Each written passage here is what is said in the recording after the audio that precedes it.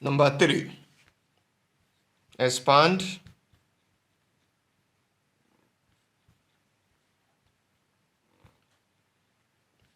(1 plus 11 over 5 z square). Solution. So using the algebraic identity that we have here, we have 1 plus 11 divided by 5z squared. What do we have? Based on what we have here, we have the first one square, that's in principle, plus 2 into the first one times the second one. The second one, 11 over 5z, then plus the square of the second one.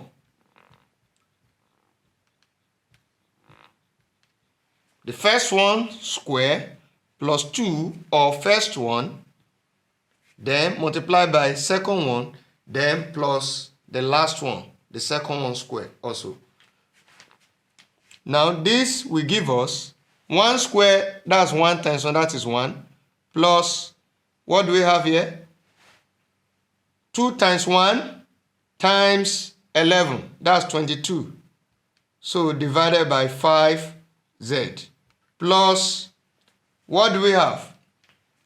This square will affect each of what we have here. So we have 11 square divided by 5 square, because the square will affect each, z square.